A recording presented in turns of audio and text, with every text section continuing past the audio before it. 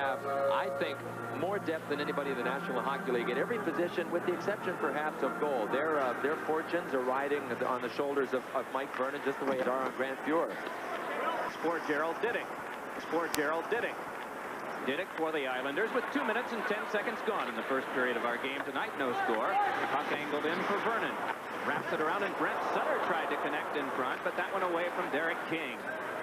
And it is Hull jamming it back off the glass. Billy Smith able to sweep it along. Colin Patterson in there.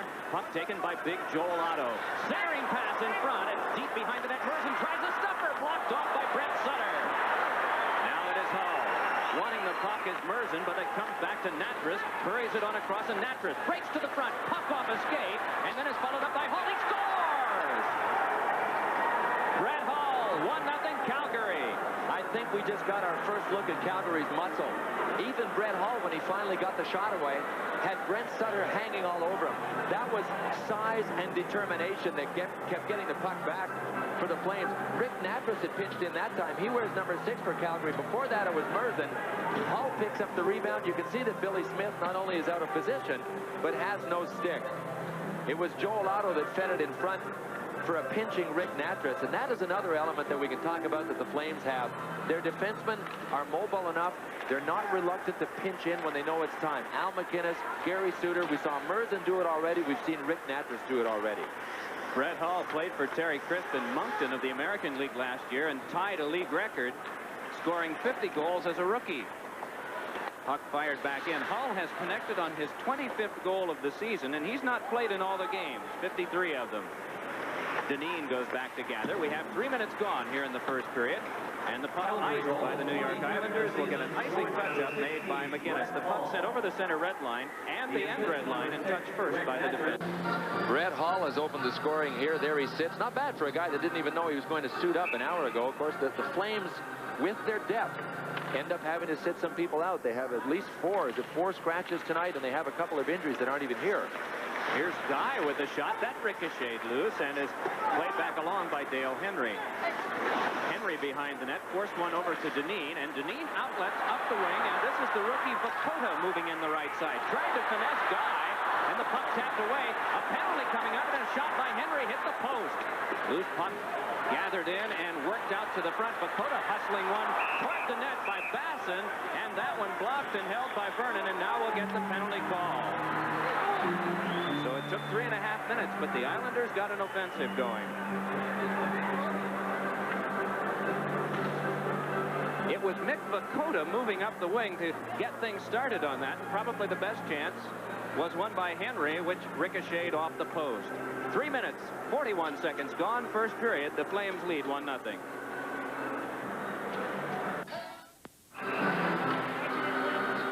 So the Islanders have applied a little pressure of their own, and Kevin Guy, one of the big guys for Calgary, 15 players over 6 feet tall. And that guy is one of them, Kevin Guy.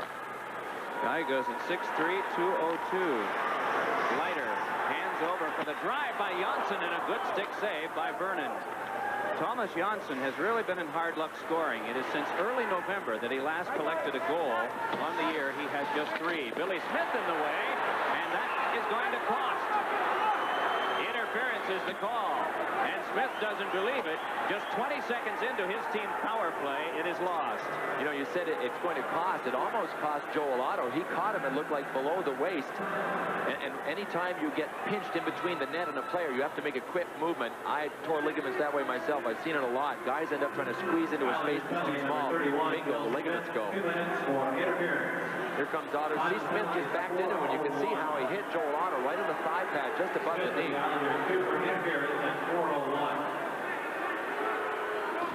That's a pretty good call. Billy Smith, there's little question in my mind from that replay that he did go down and try and give the hit to Joel Otto. I don't think he wanted to make that much contact. Obviously, if he flipped him over the way he did, he knew he was going to get a penalty. Just nudge him, throw him off balance, maybe force him into the net so he gets tangled up in it and hangs himself. Second-year coach Terry Simpson directing some traffic from the Islanders bench. So both teams will be a man short for 1:40, and then Calgary's impressive power play will have just a 20-second pop, barring any further penalties. Smith watching as the faceoff controlled by the Islanders, and Thomas Johnson plays. He's matched up with Conroy. They have LaFontaine working out in front with Makela, and as you'll recall, Bill mentioned those are the two big marksmen for the Islanders. Suter just paused Makela off the play. Puck wound back around, and Hoken-Luke misses to connect with Nieuwendyk, but up the wing and onside, it is Suter hammering one across the goal mouth wide. McCrimmon ties up his man LaFontaine, and so Vernon comes out and spins it. Lube has to give chase. I don't think that's a little scary when you're sitting on the bench as a coach and your goalie turns around and shoots it back towards his own net. He's not there.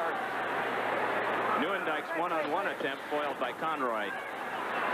15:15 to go, first period of play. Calgary's Flames are leading the New York Islanders 1-0. Glad you're with us tonight on ESPN. Our third telecast of NHL hockey in the past 4 days. And a couple of offensive teams with Pittsburgh and Los Angeles, and defense was the rule yesterday in a 5-4 overtime game in our contest at the Spectrum between the Hartford Whalers and the Philadelphia Flyers. At least that was the structure at the outset. A couple of defensive teams that don't usually pop in as many goals as they did yesterday. Islanders are able to control, and this is Didick hammering one. He scores! That iron that you may have heard was at the back. Man, what a shot. We're not going to be able to show it to you from the angle that we saw Dean Evason score against Ron Hextall yesterday, but as soon as that got by Mike Vernon, it reminded me exactly of a goal that we saw yesterday. It's high and tight to Mike Vernon. What a rocket by Didick. And, you know, he wasn't even skating towards the goal. Look at Vernon. He's looking back for it. It's tough to shoot it that hard when you're not going directly where you're shooting it. And watch Didick. He is actually going at right angles to the goal. Look at him. There he's going away from the goal. He's still not moved towards the goal, and he just lets it rip right up over Mike Vernon. Overpowering shot, and it's tied at 1. Number 21, Brent. Derek King and Brent Sutter get the assists on Diddick's fifth.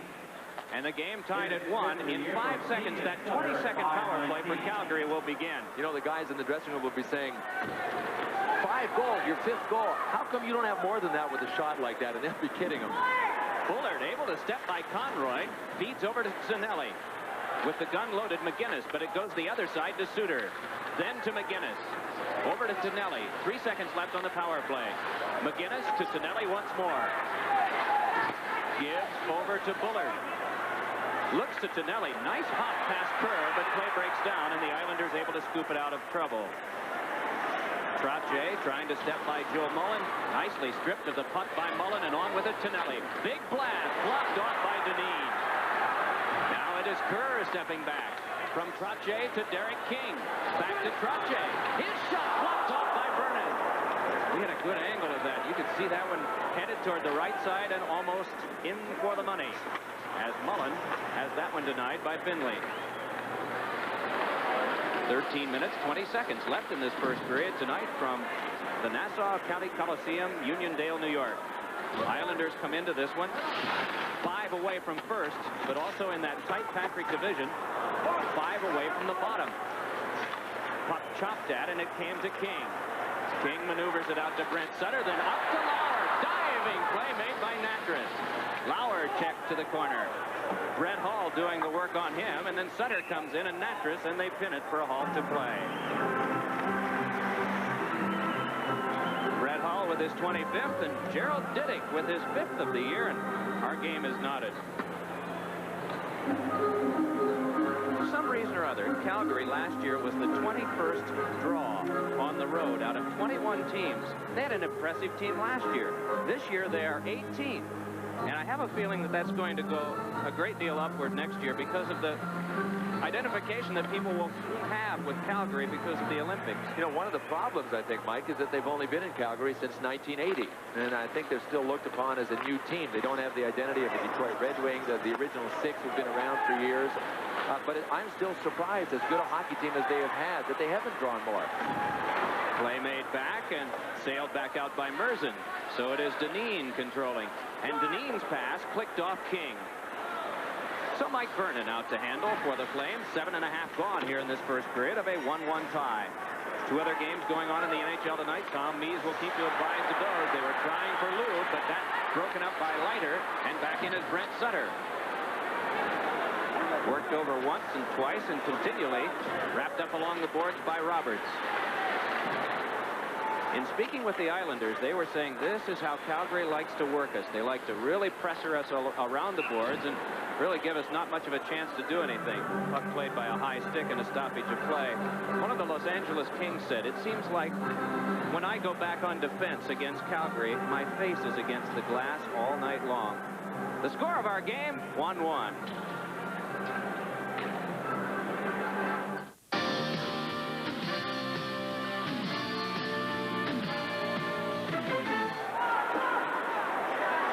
To play here at the Coliseum in Uniondale. The score 1-1 as Vernon works it along for Tim Hunter.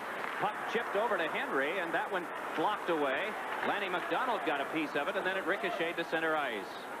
Lanny McDonald celebrating his 35th birthday today. It is Henry guiding one back up for Basson, but he's checked off, and here's McDonald flipping one back in. The big plateau ahead, and he'd just love to reach it this year, is 500 goals. He's 14 away.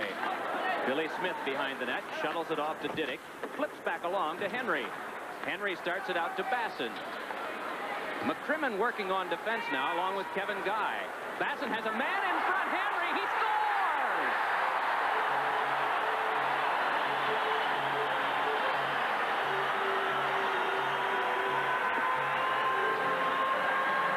You got to play a long time in this league till you find yourself as wide open as Dale Henry found himself in front of Mike Vernon. Look at Terry Crisp. How does that happen? Obviously, a miscommunication between the defensemen. Look at Brad McCrimmon and Kevin Guy. They're both over there. One of them had to take him. One of them had to stay back. That didn't happen. Dale Henry got his own rebound. Vernon was able to stop the first one. The Islanders take the lead. It is McCrimmon, and along to Bullard, and cleared to center ice. That is a stunning goal for the Flames to yield, and here's Kerr attacking with a drive on Vernon. Now it is Mullen stepping ahead, along with Bullard, gives it right back to Mullen. Mullen, a rising shot, and that went into the seats. Well, it's almost like you're standing at the station holding your ticket in the briefcase, and the train just pulls away and you watch. Kind of a helpless feeling for Mike Vernon. He is so alone. There are the two defensemen. See them both in red on the right of your screen? Simple miscommunication. One of them has to go over there, and one of them has to take Dale Henry. That's Steve Bozek getting in, as you can see, just a touch late. And Mike Vernon went down on the first one. Had he been able to stand up, he might have had a chance, but pretty tough to ask your goalie to make two of those consecutive rapid-fire saves when that guy is all alone in front. We mentioned Lanny McDonald a moment ago. He's not on the ice currently. It is Mullen with Bullard at center. Mullen on the right wing, and on the left wing, Tonelli. Have a copy of his recently authored book, and I've seen Bill Clement's name in there several times. Puck ahead with this is Gilbert now. Wedged toward the corner by McCrimmon. And it is punched away by Tonelli. Bullard rifling it back, and around to get it is Tonelli. Mullen waiting, but Tonelli was checked off by the aggressive Alan Kerr. Leiter breaks it away as Bullard wanted to move in. And it is LaFontaine rolling back. Nearing the halfway point of this first period. Glad you're with us tonight on ESPN. The Islanders yielded a goal early to Brett Hull, but are now ahead in the game on goals by Diddick and Henry, 2-1. Deneen wraps one that is kept by Big Dana Merzen. And now it is Mullen flipping, but that ricocheted off Leiter. Gilbert starts back for the Islanders. Met by Mullen and just lifts it in. They wanted to get a shift change on. They have Brett Sutter working with Makala. And they also bring on Derek King. Now the decision made by Natras to clear it back along, and it went by Colin Patterson, but onside is Brett Hull. And that one off Smith and wide. Otto throws one in front, and that tipped across the goal box by Smith. Now it is King. And King tried to shuffle one along that's checked away by Otto, and the Islanders shoot it back down the ice. This will be an icing call to stop the big scoreboard clock, as there was offense near Billy Smith, but it's broken by the icing. 9:09 to go in the first. 2-1 the Islanders. Chernamaz are the scratches for Calgary, and Jim Poplinski has gone to the Canadian Olympic team. Up with this now, the Islanders move it out. Captain Brent Sutter crosses with King and steps through. Hits the post with the shot. Sutter trying to follow up, but the Flames are able to step free with it. Colin Patterson giving to Otto and back in. It is Billy Smith sweeping it around. Bill, should we be surprised at some of these chances the Islanders are getting? Here's Hall with one. Oh, what a save by the stickless Billy Smith. I'm not sure Brett Hall knew he had lost his stick, even though it was Hall that went around behind the net, and I think in a bit of a collision knocked it out of his stick, out of his hand rather. If Hall knows he doesn't have his stick, he's got to try and shoot it right on the ice. And as high as he shot it, you'd have to think that Brett Hall, as good a goal scorer as he is, didn't know he didn't have his stick. This is a good rush by Brent Sutter at the other end. He looked as if he was going to pass, and he kept giving him that look, that head look. Finally, he broke by Dana Murthen and dinked it right off the post past Mike Vernon. McGinnis to keep. And it is Lube. Has it taken away by Crom and on to Makela. Shovels for the pump back in by Conroy and flip back out, and the Flames get a break on a bounce off a linesman. Neuendijk, quick shot off the pad of Billy Smith. Puck corralled there by Roberts, gives it back for Guy's drive, and Smith answers that one. Roberts ties up with Trottier, and the puck cleared. Hammered right back in again by Al McGinnis, and Smith, quick with that stick behind the net, slows it for Thomas Janssen. Smith is one of the better goaltenders that has played this game in terms of preventing the stuff attempt. He's very good with the stick, not only in sweeping it at the sides and at the edge of his net, but also out in front. Wow, tough to get around Brian Trottier. Gary Roberts learned that there. And Billy Smith, too, Mike, really wasn't at the beginning of the season a guy that a lot of people thought the Islanders would have to count on. It was going to be Kelly Rudy all year. But when Kelly faltered, now and again, Billy took his place and has done a great job for the Islanders. Second oldest player in the National Hockey League, also playing out his option this year. It is Bullard, shouldered by Gilbert. They continue to battle, and Bullard wanted to free it up to the point, but it is LaFontaine moving to Kerr. Then back to LaFontaine. Can't finesse the defensive Suter, but a chance for Kerr. Wheels one, and that one was banked off Mullen. Mullen able to punch it away from LaFontaine and around to Tonelli. But this is Gilbert out in front, and a shot by LaFontaine, and the rebound trickled wide. Islanders ahead 2-1 and are getting some attack. 7 minutes to go, first period. Brad McCrimmon lifts it out of trouble. Smith was saying in a recent interview, when asked whether he's going to shoot the puck down the ice and off the glass like Ron Hextall, Bill mentioned his age. Here's Kerr with a shot that deflected to the glass. He said, I'm a little too old for that, but I'd advise any young player coming into the league or any that have been here for a while and aren't too old, they better do it because that's the way the game's going. Oh, what a hit on LaFontaine by Patterson, and Vernon had to hold the side on Kerr's effort. We saw LaFontaine a couple of weeks ago try to do a spinorama move that was successful, other than the fact he didn't score on it, and it happened from that very spot. He tried to dash back out front. That time Colin Patterson was coming and half-level LaFontaine, but he's become a more sturdy player. You know that, Mike, each year that he's been in the league.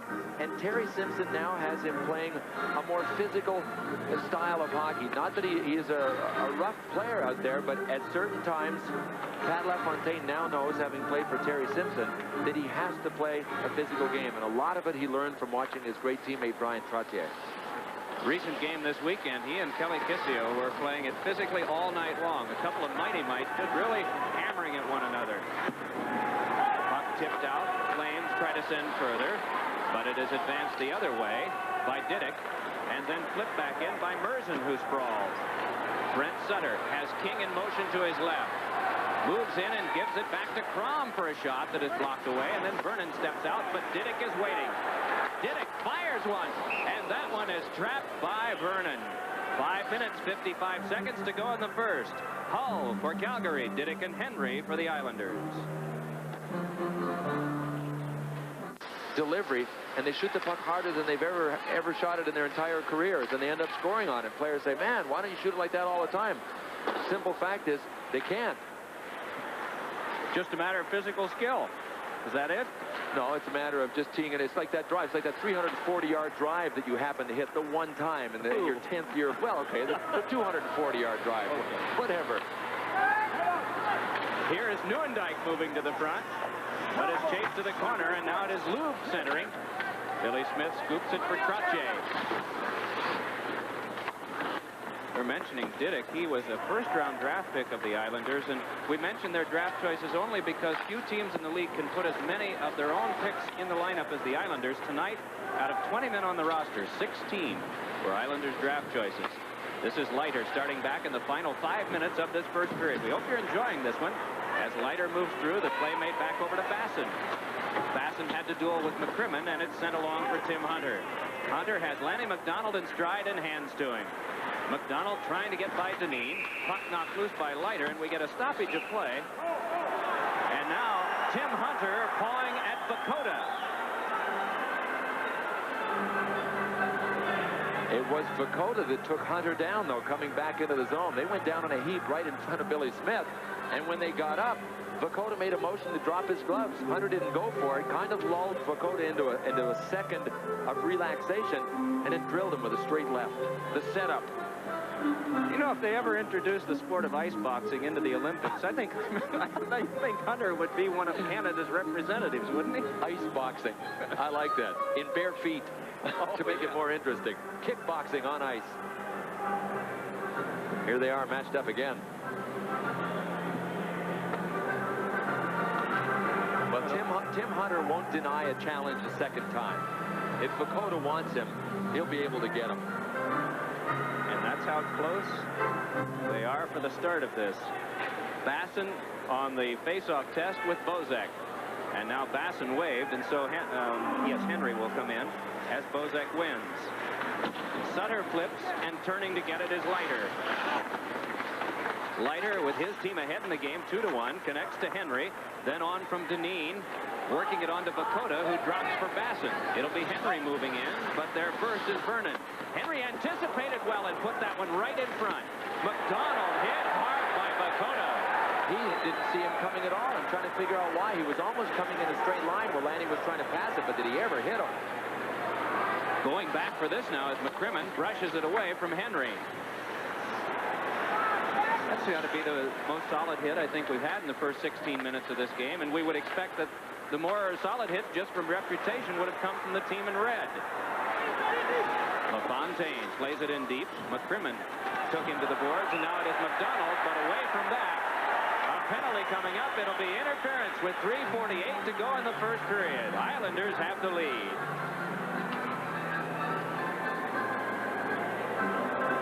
The NHL in the second period. Winnipeg leads Quebec 3-2 on a goal by Dave Ellett, and just underway Buffalo and St. Louis. No score early first period. Let's get back to Long Island. Mike and Bill.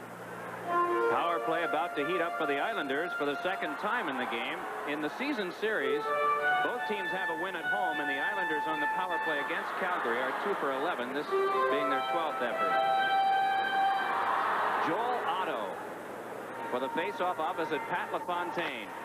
Won by LaFontaine, played by Finley, over to Diddick. Diddick controls and passes to Trache. Oh, taking some heat at the front of the net is LaFontaine being worked over by Natras and now being hit by Merzin. Finley fires, score! Could be Trache on the tip. 3-1 the Islanders. And it might be Trache on the tip, but we talked about Pat LaFontaine playing a more physical game. He knocked Dana Merzin right on his face in front of the net, giving away about 25 pounds, and ended up all alone screening Mike Vernon. Good working around by the Islanders. The Flames are forcing. There's the shot. See Merzin go down? See who's standing. Pat LaFontaine is still standing, and Dana Merzin had to sit on his knees, or at least remain on the ice kneeling. It was Pat LaFontaine that deflected it after he'd actually pushed Merzin to the ice. Boy, did he earn that one. His 34th of the season. And the Islanders are ahead in the game 3-1. Now moving back up is John Tonelli. Tonelli tried to feed in front, but Bullard was just muscled off by Conroy, and the net became dislodged as Bullard was ridden into it. Islanders goal is 20th of the season, scored by number 19. Did I just write the numbers down? Oh, it is Trache who gets the goal. Well, they gave it to Trache, but did it not look to you as if LaFontaine had deflected? I thought it was, honestly, I thought there were two deflections there. I really think that LaFontaine got the second one. And so we'll make that Trache's 20th until we hear differently. A bit of a homecoming for Joe Mullen, who grew up in Hell's Kitchen district of New York City. There's Brian Trache. Boy, when you think of the Islanders, it's difficult not to think of Brian Trottier. So many great years here. There's Mullen trying to hammer one around, but is ridden off by Gilbert, and the play made to LaFontaine. Passes on to Janssen. Janssen moves toward Guy. Once Kerr was able to just hack one that Joe Mullen will go in deep to play. Took the shoulder of Gilbert. Islanders are playing the body well in this game, following through, and there's a giveaway, and Kerr fired it wide. Tonelli flips. Bullard tries to take, but it is punched away by Janssen. As animated and as emotional as Terry Crisp is, 2 minutes and 30 seconds away, could be a lot of chatter down below. Offside pass. A lot of chatter down below. Here's Pat LaFontaine. We think just scored, but it doesn't matter. If you're a New York Islander and you're in the situation the Islanders are in this Patrick division, it doesn't really matter who scores them at this time of year. And the thing that is so interesting about the Patrick division is, I think that right down to the wire, we will have teams in the last couple of weeks that have a shot for first place and also have a shot at being out of the playoffs. It's going to be that tight. Birthday boy, Lanny King McDonald. He is an automatic Hall of Famer in my mind, and a guy that should make the off-ice Hall of Fame too. Name a charity, and Lanny McDonald, I think, has been involved in it at one point in his career. It was once well said, too, Bill, I think a few seasons back, that if you're going to send a van out to do goodwill work for the sport of hockey, and as it's played in the NHL, that Lanny McDonald would be in the front seat next to the driver. Now, knowing Lanny, he'd probably be driving it, too. You know that? Trottier got away from Sutter's check, what? He'd say, give the driver the day off. I'll take care of his job, too. He really is that kind of guy. He's larger than life when it comes to his off-ice activities to try and help people. I've got a question sometime tonight about an incident in the locker room he details in his book, trying to break up another player, get him to laugh, but that's later on. Here comes Trottier, passes on to Makela, then along to Trottier, and it is lost to Sutter, and he was tripped up with Trottier, so it'll be a power play. A minute and 33 seconds to go in the first period. Islanders have the lead at 3-1. There's Mike Vernon. He and his #1 ranked Flames of the National Hockey League could find themselves in a bit of a bind here. Gary Roberts has just gone off for tripping, and this gives the New York Islanders another power play. We're down to a minute and 33 to go. The Islanders already lead 3-1. Natras able to clear. Gives us a chance to set the Islanders for you on the power play. They'll use Diddick at 1-point position, and on the opposite side, they'll be going with the rookie Finley. It is Sutter moving ahead. He has Lauer on one wing, and the man with the puck, King, on the other. Here is Sutter, and he had Lauer all alone and saw him, but couldn't get it through Natras. And again, an Islander was at the front of the goal. This time, Calgary unharmed by it. A minute to go in the first period. 3-1. The Islanders are ahead. The pass comes over to Diddick. Fires one. Pad stop. Vernon. Rebound in front. Big football pile up, and we get a stoppage of play. Well, Brent Sutter didn't get a second chance at that one, did he? We've seen a goal with one of the Islanders standing so alone in front of the net, he was able to get his own rebound. But more times than not, that kind of clearing happens, especially on the power play. The defensemen back there are just throwing bodies around left and right. During the intermission, we will hear another in the series of Rewind. Gee, those are entertaining. Men from the past in the NHL spinning some old stories. And Gordie Howe will be along on Rewind. A closer look at this impressive Calgary Flames unit that is leading in its division by 3 points over Edmonton. And, of course, as always, Tom Meesen, the Bud Light scoreboard. Leiter controlling with 45 seconds to go. Across now to Janssen. Then Makela. Makela watched by Bozek. Moves closer. Back to Janssen. Then over to Leiter. What a sparring match in front as the shot is just snatched out of the air by Vernon. I like what the Islanders are doing on this power play. They've got an umbrella set up with Makela on one side, Thomas Janssen right dead center, and Leiter over on this side.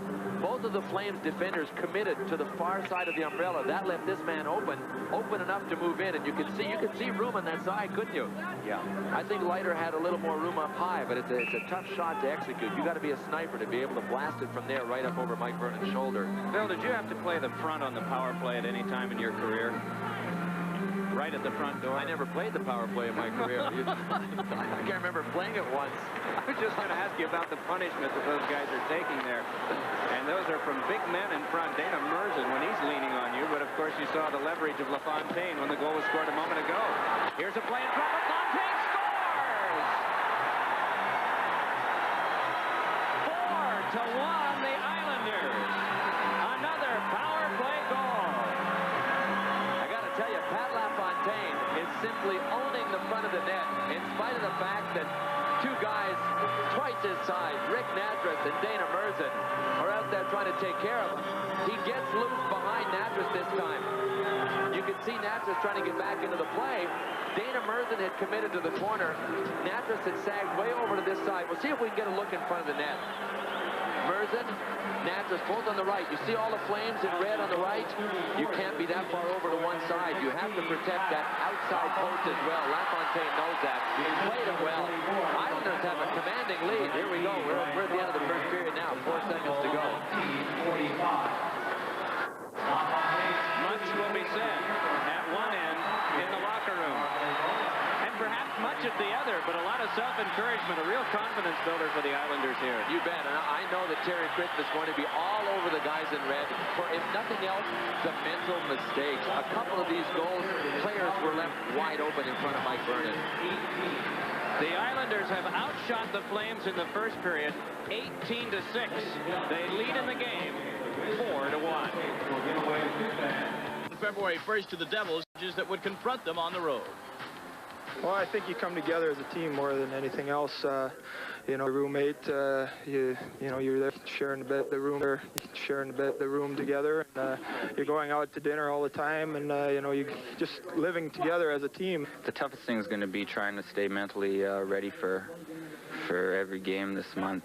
I think that's going to be the toughest challenge, especially when we come down. I mean, next week we got 5 more games before we get a chance to go home, and then we go right back on the road again. So next 5 games, I think, are going to be the telltale story. The monstrous road trip is a modern-era record of 11 games in 11 different cities. The Flames have proven they're almost as comfortable on the road, though, as they are at home, compiling the league's best record as the visiting team, despite a sluggish 2-3 start on their current excursion. Some may think the Flames are on a downer, but head coach Terry Christ refuses to take a negative viewpoint. When you say negatives, there's not, because we agreed upon this, and when we started this 11-game road trip, there was nothing negative about it. We were going to keep it that way. We wouldn't dwell on it, and everything we did was going to be in a positive vein and a positive attitude. We've kept it that way, so I'm not about to break the chain. In general, it's going to be a tough grind. It's going to be a very good test for us, and I think that you look around the NHL, and if there's any team that you would want to go on the road, I think it's the Calgary Flames because of their past record on the road. And, you know, we've been playing well on the road, and we're a team that really, I think we simplify the game on the road. That's why we have the good success. And when the bus pulls out of the Nassau Coliseum parking lot tonight, 6 games of the Odyssey will be history, and the Flames will be more than halfway home again. And that guy you heard screaming in the background at the very end of the piece, that was Terry Christ reading the riot act between periods, because the Flames, my friends, are being doused 4-1 by the New York Islanders. You know, they lost the first 2 games of this mammoth road trip by an aggregate score of 14-1. Then they won 2 and then lost in overtime Tilden, Washington. But tonight, it's the Islanders 4 and Calgary 1. And the Bud Light hockey news, including our scoreboard, comes your way next as the NHL Tonight continues from Nassau Coliseum on Long Island.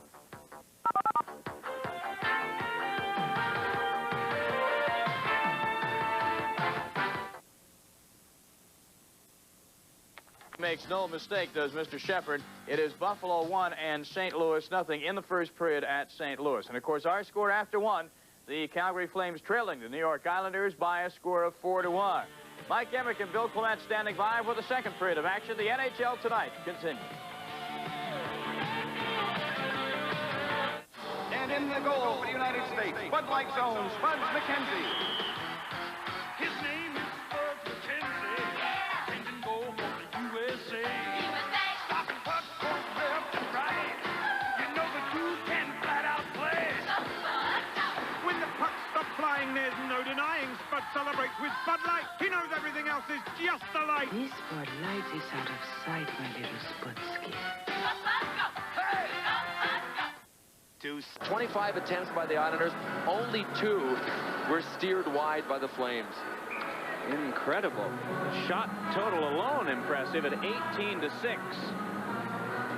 Now, should we expect more from Calgary defensively than this, or we not? should expect something from them. I mean, they are the 12th ranked team defensively in the NHL. That's the bottom half. So they are capable of defensive lapses, but that was pretty atrocious defense, and they weren't making contact. They got out hit 11-5. All of those signs, to me, lead to the fact that they weren't quite sharp enough mentally. They weren't psyched up to play this hockey game the way they should have been. We've seen some games this year that have changed from one period to the next. See if that develops here as Conroy shuffles one back in deep. In case you're just joining us, we're from the Nassau Coliseum in Uniondale, New York, where Makala fires one that is blocked off by the close checking of Roberts. Back for Conroy, and his shot whistled wide. Puck kept along by Janssen. Took a hit from Roberts, but it is Makala moving it further. Trottier slotted one, but that picked up by Lube. Score of our game here at the Nassau Coliseum is 4-1 in favor of the New York Islanders over the Calgary Flames, as a shot by McCrimmon was tipped away. Lube got a piece of that. Stepping away with it is Thomas Janssen. Janssen winding one on to Makala that is tipped away from the reach of Trottier. Suter and Natras, the defense pair for Terry Crisp's Calgary Flames. John Tonelli moving along, and that one is sent on Conroy. Now Tonelli moves in. One-time Islander shuffles one off that comes to Suter for a shot, and that grabbed by Smith, and then Tonelli was skating by, and gently Smith went down to the ice. Two appeared to have sort of a friendly exchange, if there was one. Calgary has made a change in goal. First of all, a look at the Billy Smith save at the other end. John Tonelli comes right through and says hello to an old teammate. Doug Datswell is one of several splendid goalies to come from Cornell, along with Hayward, Elliott, Dryden, names from the past that have emerged from Cornell to the National Hockey League. And he has only started one of the last 11 games for Calgary. Vernon carries the load, and that much seems to be an assumption. Merzen stepping in, and Merzen's pass couldn't be reached by Tonelli. Out with it comes Kerr. 2-on-1 with LaFontaine. Fires wide. Puck kept by Leiter, and that on goal, and Datswell turned that away. Gilbert behind. LaFontaine can't get to the front. Play taken by Merzen. Merzen's pass comes along to Mullen, and Mullen checked by Deneen, but forces it in on Billy Smith. 18 minutes to go. Second period of play. Alan Kerr drops. LaFontaine pokes it through, but reading that play and bringing it back out is Otto. Crisp pass wound up going off Hull, and is taken by the goaltender Billy Smith. Sweeps it back along. Punt from Deneen. Hull tried to feed one further, but instead this is Deneen. Pass skips away, too far for the reach of LaFontaine, and it's McInnes. Colin Patterson's pass is cut off by Kerr. And Kerr steps back in, ducked most of the check, but lost control of the puck. Deneen puts it in on Datswell. Datswell comes from Scarborough, Ontario, 5'10", 175 pounds, and 24 years of age. And like many goaltenders in the NHL, he played in the American League at Moncton. Otto, what a quick shot, and Billy Smith answering in goal. Such quickness for a guy that, well, maybe we just make the assumption that big guys don't go quickly, but well, boy, is Otto. Talk to Mario Lemieux about that. Yeah. But it's true. In general, you give away some mobility and when you're that big. Joel Otto, if he could get the puck up quickly, in close, could be a big scorer. He hasn't had the kind of season he had last year. He's only got 6 goals this year, but he's still a force out there. When push comes to shove, you really want him on your side. Play continues as Brad McCrimmon hands to Sutter, but that pass was too far for Lanny McDonald. Conroy goes back. Icing is waved off on this play, and a drive by Sutter hit off the post, loose puck in front, and cleared away. Suter tries once more, but this one is brought out by Basson. Magically just poke-checked away from him. And we get a whistle and stoppage of play. A penalty being assessed by Andy Van Helleman, just getting up as Bozak, and it appears a foul has been called on the Islanders. Power play to begin with the Flames trailing by 3. Billy Smith, well, I'm not sure he did make the save. It looked as if it might have chopped off the side of the net. Brad Lauer has been called for hooking. Is that the penalty there? Boy, starting to call it pretty tight right now. There sits Brad Lauer. Well, if the Islanders take penalties tonight, that might be the Flames' only way to get back into it. They haven't shown the intensity that the Islanders have. They have the top-ranked power play in the National Hockey League. Brett Hall moves it on to Tonelli. Dineen chops at him. Tonelli still controlling. Close quarters pass to Hoken-Loob, then back to Suter. Pass tipped by Trottier and sent to the front by Hall, but it must be played again by Loob. This is Gary Suter. From Madison, Wisconsin to Loob. Then back to Suter once more. Hurried over to Hall. Shot, stick, save, Billy Smith. Puck cleared. Nice play by Suter, but he was unable to hold it in. And when he brought it back over the blue line from center ice, an offside was called. You know, we talk about, oftentimes Gretzky is mentioned as a guy who sees all over the ice. And sometimes that's mentioned also on Calgary's power play, how well they see as we get a chance to see that shot by Hall that Billy Smith blocked. They have so many players that see the ice well, Mike. Talk about hand-eye coordination. Gary Suter always has his head up. He seems to know where everybody is. And we talk about seeing the ice. To try and put it in street terms, imagine someone standing in front of you about 3 feet away talking to you, and you're looking at him, concentrating on what he's doing, and something going on behind him, 10 or 15 feet behind him, whatever it is, something moving. Try to see that at the same time, and something perhaps 10 or 15 feet even further behind that person or that group of people happening, and trying to see everything that's going on and understanding everything that's going on at the same time. The guys that see the ice well have that depth of field. They can see everything, no matter if it's close or far. This play is worked back along by Loob. Loob pivoting, works it back, and the play made back over to Suter. You know, I was just noticing there while they were playing the periphery that the Flames didn't have anyone inside the four-man defensive box. We'll ask a question in a moment. Here's a try at the front by Nieuwendyk, and the rebound shot wide by Loob. And we get a stoppage of play as the puck wound up on the back of the goal. Should we always assume that the idea is to get a guy right in there inside the four-man defensive box for the offense at the front of the net or not? Not necessarily. You see where Nieuwendyk is? This is him getting the puck. They like to move to him beside the net. He will either try and dance out in front and jam it by Billy Smith, or try and hit Hoken-Loob, who usually stands off the other side. Certain teams like to plunk a guy in front and just direct the puck at the net.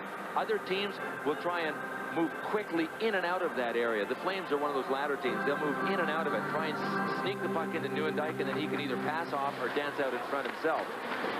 Flames have made a change. They still have a couple of good point men out there, and Al McGinnis, who can really bring it, and Pat McCrimmon. He sure can.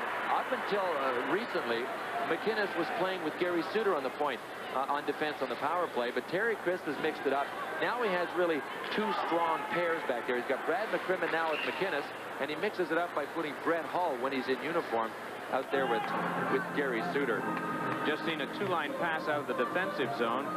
Obviously, you have to have some restrictions for those of you just learning the game and how far ahead you can pass it. Otherwise, a team would station someone way down the ice, and then the defensive team would have to station someone there, too. And so for purposes of keeping some zone coverage in the game, or the pass from outside or inside the defensive zone across the red line is not kosher. It's easy to understand if you look at the red line as a blue line. If the puck is passed from inside the defensive zone, the red line is nothing more than the attacking blue line. You can't precede the puck over that red line if the passes come from inside your zone. This is Al McGinnis lining it up behind. 8 seconds left on the power play to the Flames, which has produced nothing. In comes Kerr. That's well deep in his cage, and the puck is behind the net where he reaches out to just flick it away. Otto moving it back up through Bullard and along to Joe Mullen, with Bullard breaking. Mullen moves and jams one wide, and then Bullard locked up with Billy Smith as the puck cleared to McInnes. Winds up and fires one. That ricocheted off Otto, and here's Kerr looking ahead for Lauer, and now carrying on himself. Feeds to Lauer, but the play was offside. 13:53 to go, second period. We hope you're enjoying this one tonight in the Nassau Coliseum. 4-1 Islanders. Dodge Shadow ES. When you look at its 60 standard features, its turbocharged engine, its 770 protection plan, when you consider the fact that the Shadow ES is a better value, almost $700 less than the Chevy Cavalier C24, you'll agree, when it comes to outstanding value, it's gotta be a Dodge.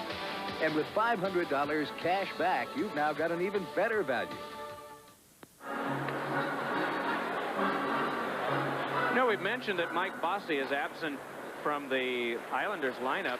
Jamie McCowan, defenseman who had 40 points last year, has been missing all year from the Calgary lineup, too. And it's so easy to forget about those men who don't play at all in the course of the season. Here is Bakota with a shot that is steered away by Datswell, and Lanny McDonald picks it up.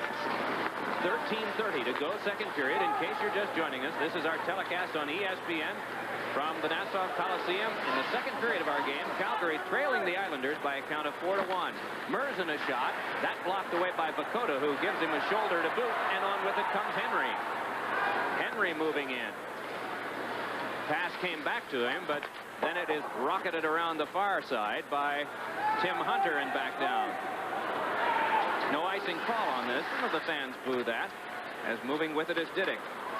The league is becoming looser on icing calls now. They want the game to continue to speed, and in mid-year here, the linesmen are allowing a lot more to go without an icing call. Here's Makala. Pass in front, blocked away by a sprawling McCrimmon. Brian Trottier trying to shake from McCrimmon. Backhander. Good save made by Datswell, and the rebound couldn't be converted by Henry. Henry to the corner, defended by Merzen. Puck pops for the centering pass that went under Trottier, sticking back down. Billy Smith tends this one in the Islander goal. Diddick, Henry, Trottier, and LaFontaine. The Islander goals, in case you're just joining us, Brett Hull had the first goal of the game for Calgary. Puck flipped off the glove of Brett Sutter. Followed up, though, by Makala. Makala duels with McCrimmon, and the shot shoveled off of Datswell by Derek King. King tests with Patterson. Puck tipped by Conroy. Conroy in front, and it was one-handedly deflected wide by Brent Sutter. Kept by Lauer. Shouldered by Patterson. And Suter clears back out. Joel Otto steps ahead. Drops it off to Hull. A drive and a stick save by Billy Smith. Sutter clears off Suter. It's chopped back in deep by Roberts. So Dineen with 11.5 to go in the second period, and his team ahead in the game 4-1. Saw a passing play not click.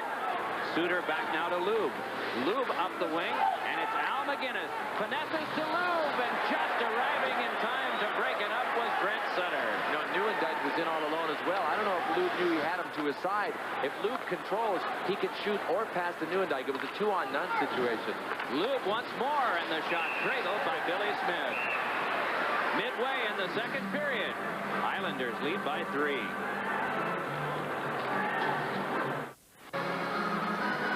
Håkan Lube is number 12 in red for the Calgary Flames. He passes to Al McGinnis and then breaks for the net, but the pass is just a little behind him. You could see just going out of the right of your screen there was Joey Nieuwendyk. He was in all alone. Here's Gilbert in stride. Alan McGinnis leaning on him, and Gilbert clips one in front, and from his knees, Datswell is able to turn to Guy. Then on to Mullen. Mullen's pass is tipped by Bullard to Tonelli. Gives back, gets back. Tonelli shot off the glass.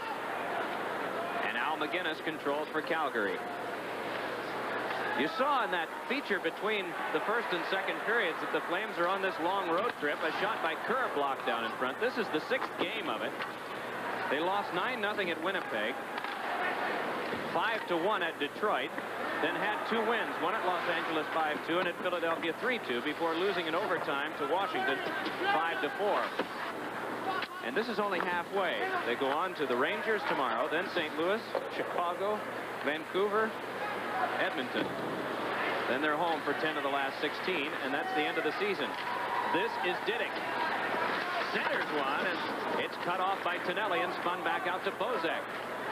Bozak eyed up by Finley, able to turn him, and Bozak shoveled one. Another save by Billy Smith on Tonelli.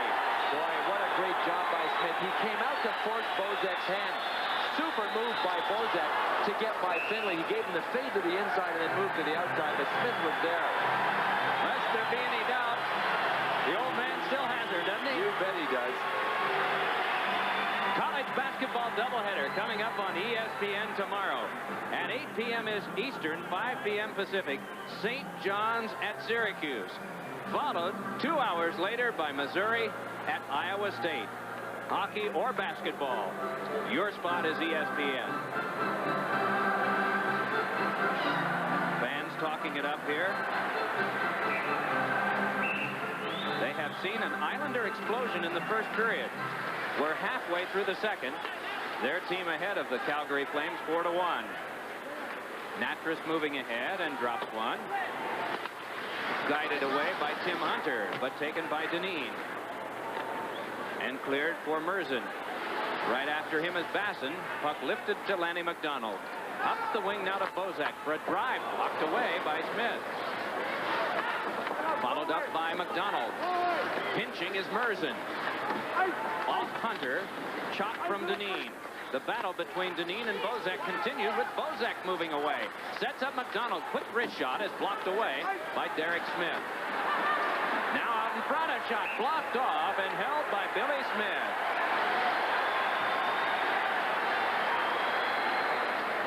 I didn't know Philadelphia had made a trade to bring Derek Smith here. Derek King was who I was thinking, and Billy Smith in the goal. Boy, the Flames defensemen certainly aren't reluctant to get in deep. That's Dana Mirza in there pressing. You know, this line that Calgary has out there, there's 19, Tim Hunter in front. With Steve Bozak and Lanny McDonald, that would be considered their fourth line. They have worked the hardest in this hockey game so far, and Terry Chris spots that immediately with the help of his assistants. He's got Pierre Paget with the headset on the bench. And they will play. They will play more regularly than some other lines that he has set up tonight, simply because they're working hard.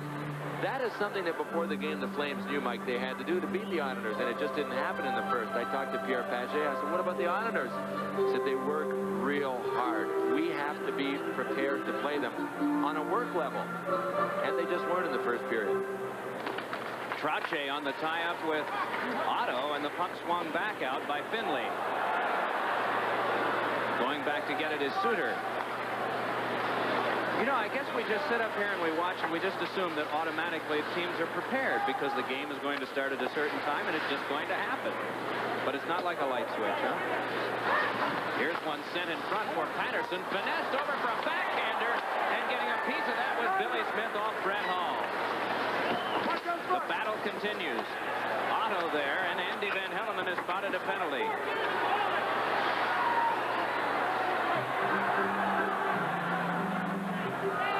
Expect some feistiness here from the Flames, being a bit frustrated by that first period, but none comes here.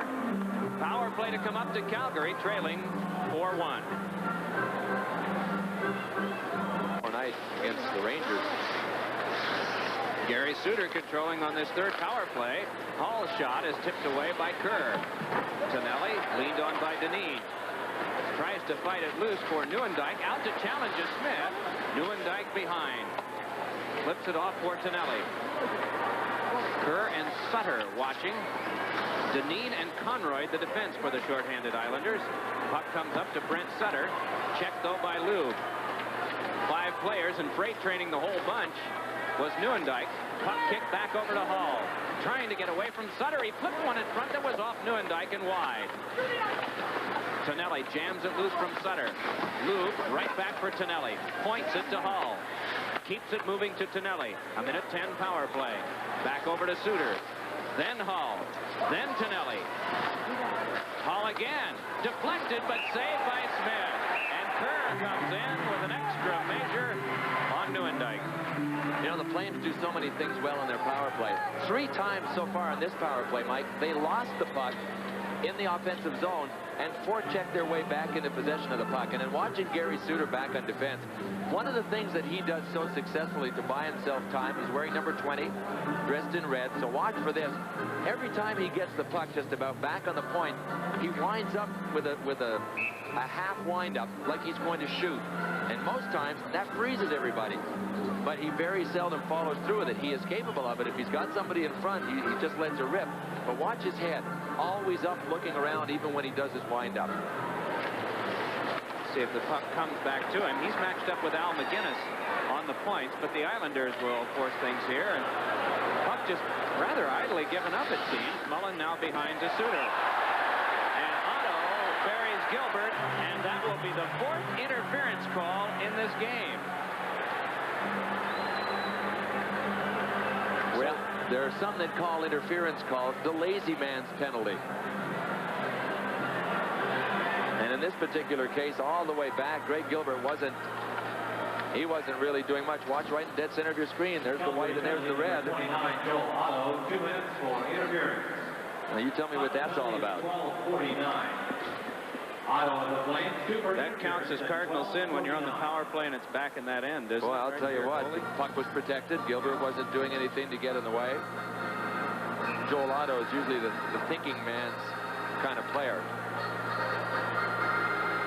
Mentioned the 4th interference call of this game. There have been 7 calls, all minors, and that's the 3rd interference call on Calgary.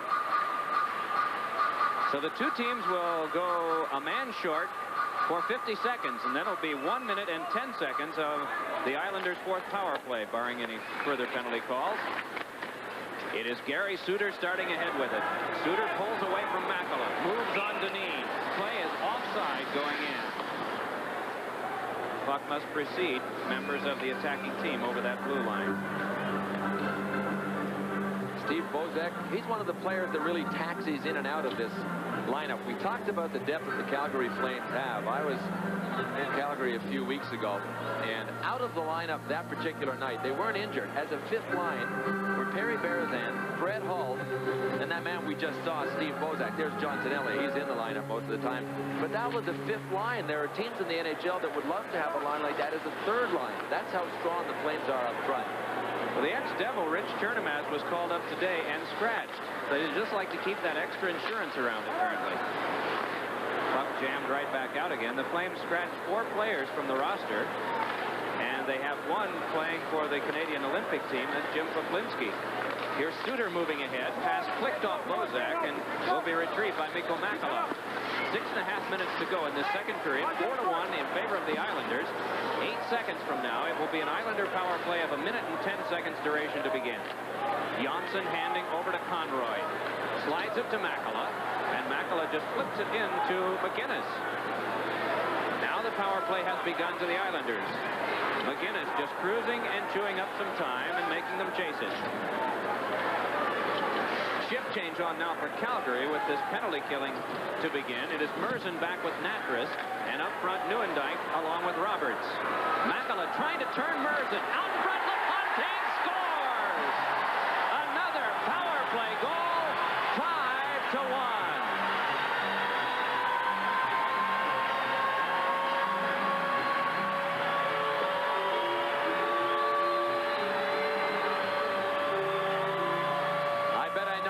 Writing.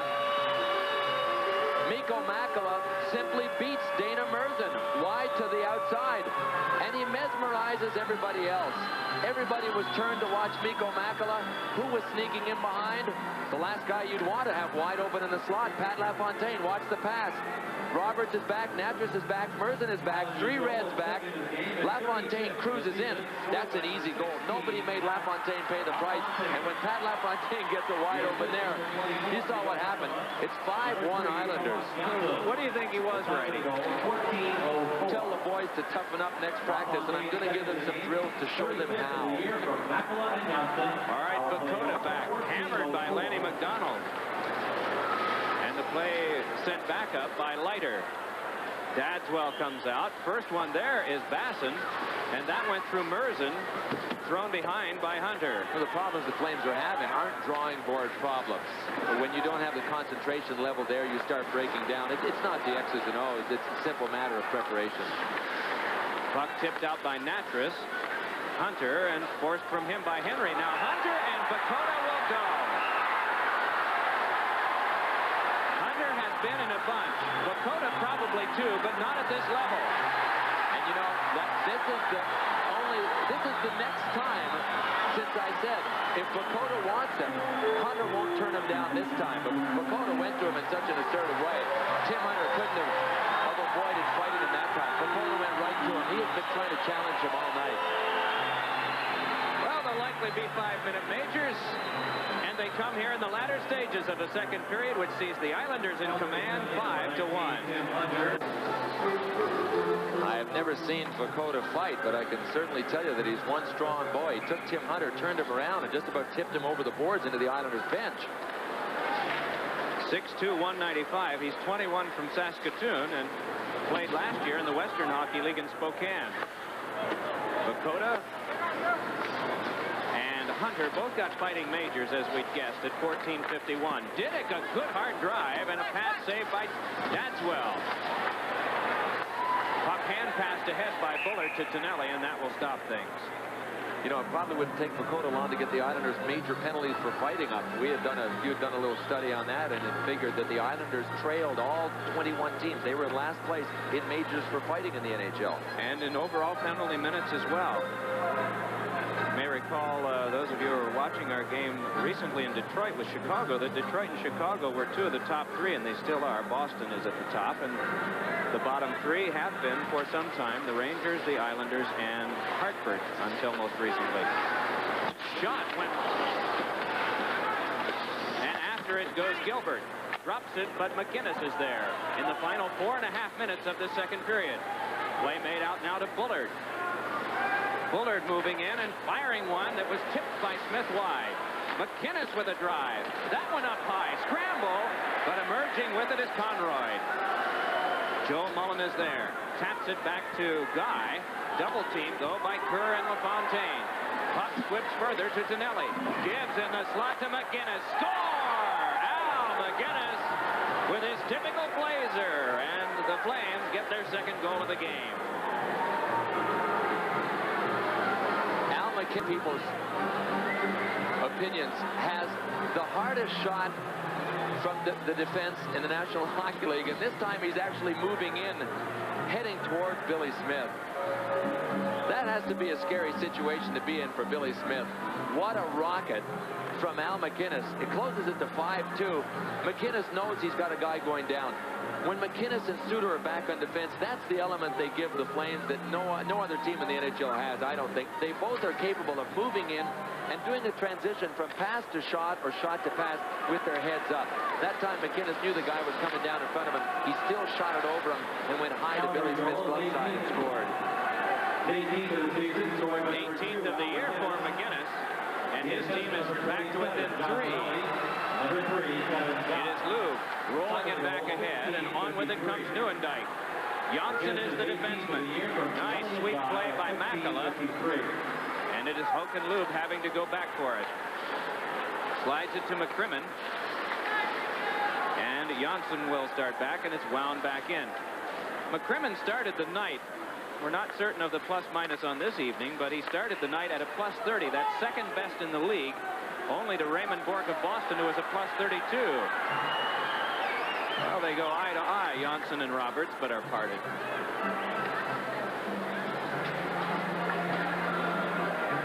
Plus and minus may be a vague statistic to some of you. It's just computed on the basis of even strength goals, whether you're on for more than you're on for goals against. There's Al McInnes. You know, when he came into this league, he was a one-dimensional player. He really didn't understand how to play defense at all. He basically got by in junior with his big cannon. He scored a lot of points as a junior hockey player in Canada. But over the years, over the last couple of years especially, he has become a real strong two-way player. He's still not as good defensively as he is offensively, but he's not a liability. He was at one time when he came into this league, but he sure makes up for it now with better defensive play and excellent offensive play. Brent Sutter, Lanny McDonald tripped up, and on that one, Sutter will go. So the Flames will have a chance to put their #1 power play into action again. They trail in the game 5-2. The mid-size Dodge Dakota with new package discounts to save you up to $1,500, plus cashback savings of $500 more. When it's gotta be right, it's gotta be a Dodge. Dodge Ram 100, 8853. The best full-size pickup buy in America. Now with $750 cash back. When it's gotta be right, it's gotta be a Dodge. Not much question about this call to Brent Sutter. He tripped up Lanny McDonald. Rather blatant and right in front of Andy Van Hellemond. There it is.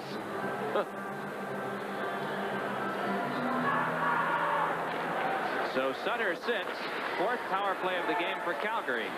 And that one flipped right in on goal. Mike Bullard able to get it back to McInnes. Fakes the drive, but hands to Bullard. At the front is Nieuwendyk. Play back to McInnes, who fakes, then gives once more to Bullard. Hurries it to Suter. Drive. Oh, ricochet off Smith, and then pops up, but is worked back along, though the Flames can keep. McInnes fires one that is deflected out of play by Trottier. Go, that one popped up in the air, and I'm not certain whether it glanced off a post or after it had hit Smith or not. When it comes from either of the point, from Suter or McInnes, good pass by Bullard right through the box. He found a seam and was able to get Gary Suter over this side. Billy Smith doesn't have a clue where it is, but he got some help coming back in. They pass the puck so well. That's another key to the Flames' success on the power play. They pass it so well. They've got so many guys with good hands. We talked about their ability to see the ice. They've got great shooters. And look at Suter. He knows when to pinch in. Bullard was coming out, so Suter simply pinched in. There's another thing I haven't mentioned, though. They're well coached in the power play. Suter rolls this along to Bullard. And then back to McInnes. Blue. Bullard. Nieuwendyk shakes away to the right of the goal now as play comes to the back. Suter once more flips one that's sailed by Nieuwendyk, but is handled by Bullard. A minute 10 to go on the power play. Nieuwendyk side of the net. Out in front. Loop couldn't get a good shot away. Loop back to Nieuwendyk. Gives it on to McInnes. Then over to Suter. Flips one in front that is tipped away and then forced over by Conroy on defense, and they're able to clear. You can see the options that Nieuwendyk has. And he does go in front, Mike. He just doesn't go and stand directly in front of Billy Smith. He stands away from the defensemen that are there defending, and then when the play moves to one side, he moves with it away from the front of the net as an outlet guy. They really know what they're doing. You can tell that they've been well coached and that they've got set plays out there. Will wave their credentials at you again. First overall in points in the league, first in offense, and first in power play. And they have a chance to get back to within 2. A minute and a half to go in this second period. They trail the Islanders 5-2 and make that 5-3 on the deflection by Joe Mullen. And as great a power play as they have, sometimes it's a little innocent shovel shot, shovel pass even, that ends up getting you a goal, and that's exactly what happened on this play. It comes back to Al McInnes. He doesn't even bother to take the time to wind up, but you know he sees Joey Mullen. Watch Al McInnes.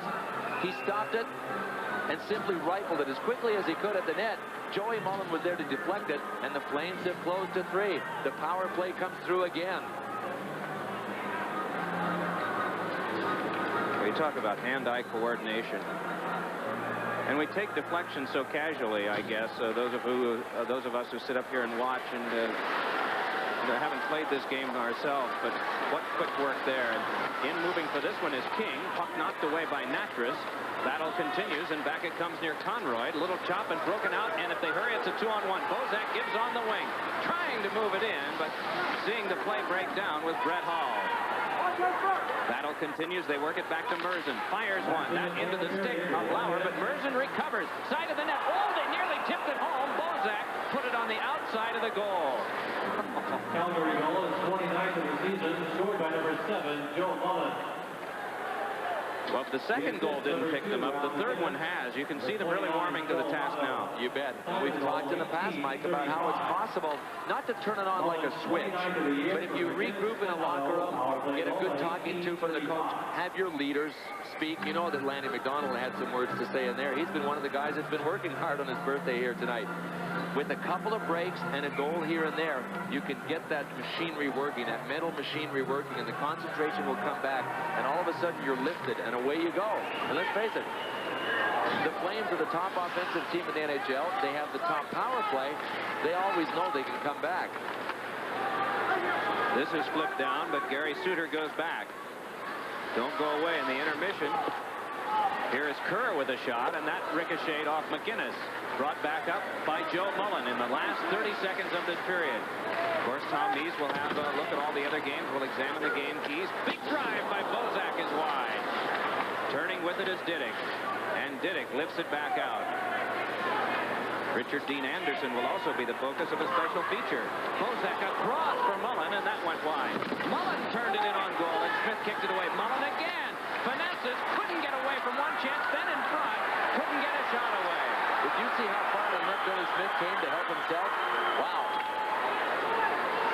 It was Didick who made the initial play that forced Mullen into some difficulty, but Billy Smith has just been sensational in this game. And the Flames, I think, I agree, Mike, they have awakened, and they have awakened on the strength of their power play. It's just a matter of holding the Islanders now and not letting them have any more. This could turn into a real good hockey game before we get out of here.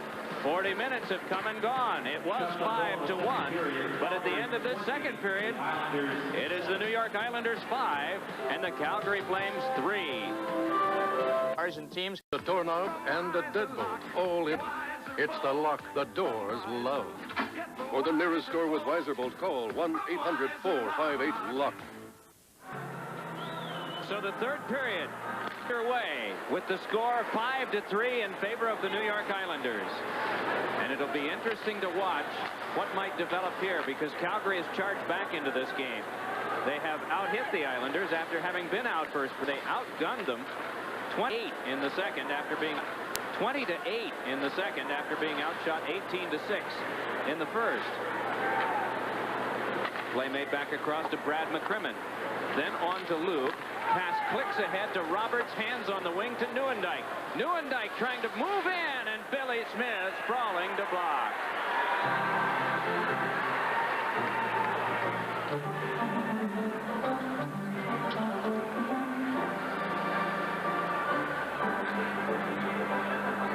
NHL hockey on ESPN is being brought to you by Bud Light, proud sponsor of the 1988 U.S. Olympic team. By United Airlines, rededicated to giving you the service you deserve. Come fly the friendly skies. And by Allstate, for home, auto, and life insurance, you're in good hands with Allstate. Well, Bullard in for this faceoff opposite LaFontaine. Puck kicks back to Didick, and Didick will be able to follow up for the Islanders. Has to play to Leiter, and then through to LaFontaine. LaFontaine moves on. Tried to drop one off for Gilbert, but it is Bullard having it reached from him by Kerr. LaFontaine for Gilbert. Couldn't finesse. Merzen on defense, and so it is Natras back along. Makala with 3 assists in the game. LaFontaine with a pair of goals. And the Calgary Flames scoring leader would be McInnes with 1 goal and 1 assist so far. 1 minute, 10 seconds gone here in the third period. If you're just joining us, Calgary scored first. The Islanders got the next 5. And then with 2 goals in the last 5 minutes of the second period, the Flames have pulled back to within 2. Natras taps. Otto takes, pivoting away from Lauer. Lauer with the steal. Crosses and fires. He scores! Brad Lauer. They have the 3-goal lead back again.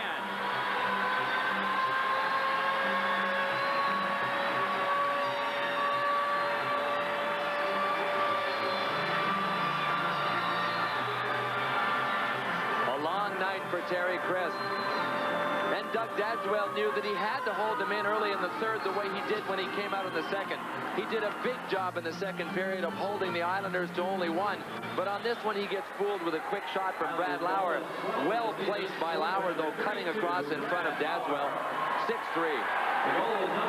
You're watching NHL hockey on ESPN from a very happy place right now, the Nassau County Veterans Memorial Coliseum in Uniondale, New York. The Islanders have gotten the first one here in the third period and have gotten their 3-goal lead back again. Joel Otto starts ahead. And the Islanders have 4 men back at the blue line to meet the 3 men of Calgary. Back with it now comes Sutter. King on his right, Lauer on his left, and an offside play develops. Lauer's goal, unassisted, his 12th of the year, just 90 seconds into this third period. After tonight, the Flames will have 21 games left. The Edmonton Oilers 22. 8 for each will be left within their division. There are 3 teams whose schedules really stand out. Washington have 22 games left, 14 in the division out of 22. New Jersey 13 out of their remaining 21 in the Patrick division, and Toronto 10 out of their remaining 21 in the Norris. Basson crossing sticks with McDonald. And I suppose there are a couple different thought patterns that you might have on whether it's an advantage to have those games within your division or whether it's better to have them outside. Here's Diddick wrapping one around. Henry there. Checked by McCrimmon. Puck laid back down. This will be an icing call as going back to touch up will be Roberts. Oh, and what have we here? Hunter. And a short right registered from Henry, but he just can't get free to throw any. Now he is. Pretty free now. Now he's got Hunter's helmet. That's not a position Tim Hunter finds himself in very often. As far as having the opponent get the upper hand, tie up his big jackhammer, also get the helmet off.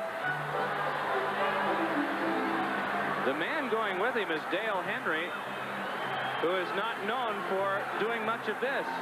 He has 59 minutes in penalties in the course of the year.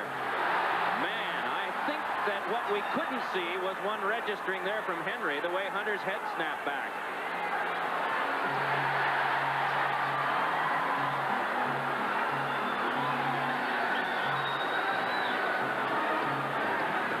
Tim Hunter with his second fight of the night. And his third altercation, although the first one did not result in penalties.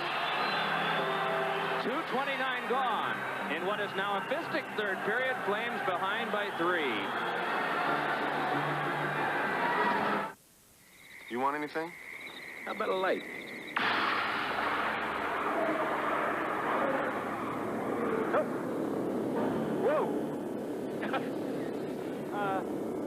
Oh, Bob, could you make that a Bud Light?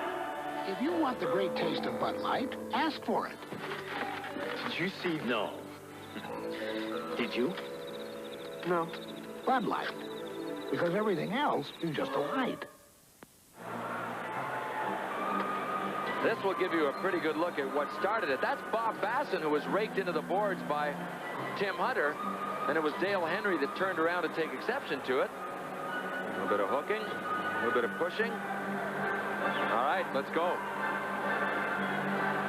5-minute fights for each. Hunter and Henry at 2:29, still early in this third period of play. Gee, Hunter impressed me, didn't he? You, Bill? I did not see. I'm sorry. Yes, Henry. That's the first time I've ever seen him fight. Yeah, same for me. I know one thing, he's strong. I mean, Tim Hunter wasn't able to do anything with him at all. To a side battle, and it's Bozak. Billy Smith comes out to slide it away. His team ahead in this game, 6-3. Crom clears back down. Winnipeg seems to be en route to going undefeated in 7 games.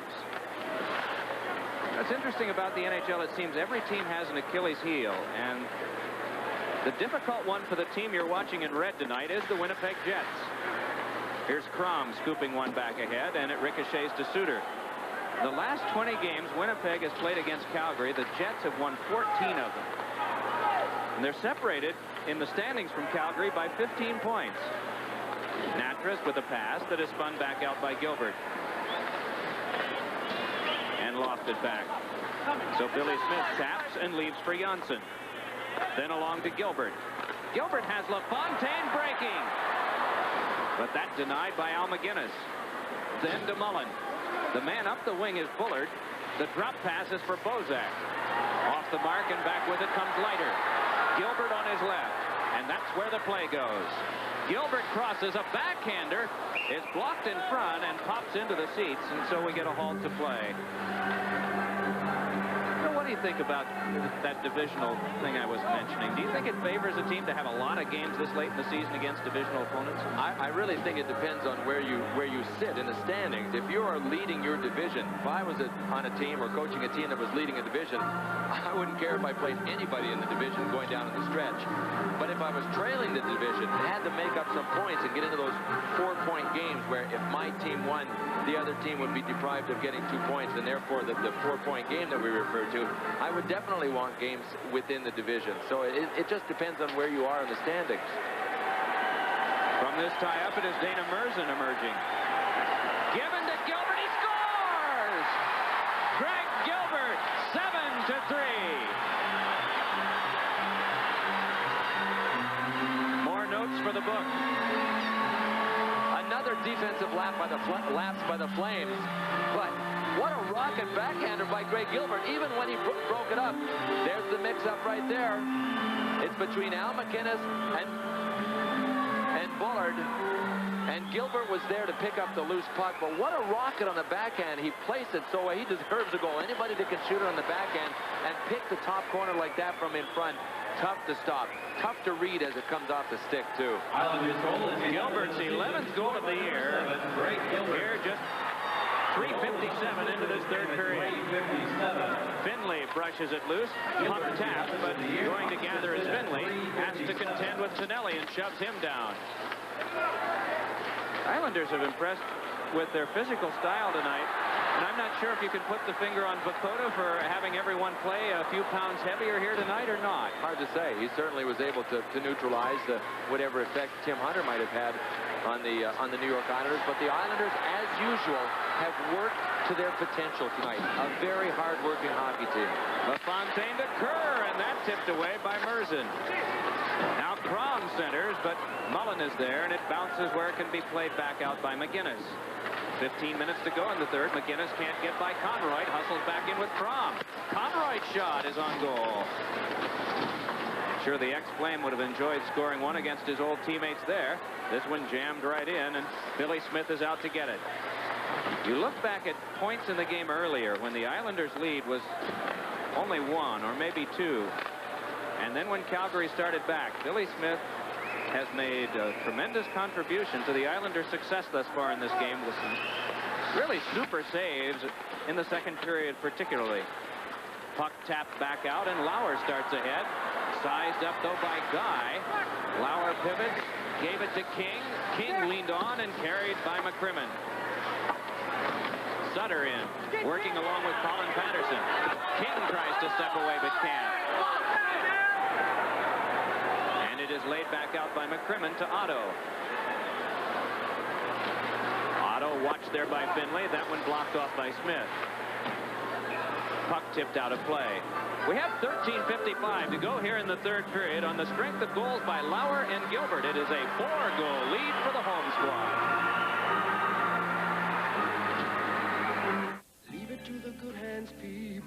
Yesterday, when George Tucker left the Allstate Claim Center across the street, he figured the only thing that'd bring him back was the pie he'd discovered. Unfortunately, the long, hot drive home exposed other minor damage that had gone undetected. Just the kind of thing Allstate Hidden Damage Protection insures him against. So today, Allstate gave George another check and a great new excuse for more pie. Allstate Hidden Damage Protection. Another reason. You're in good hands with Allstate.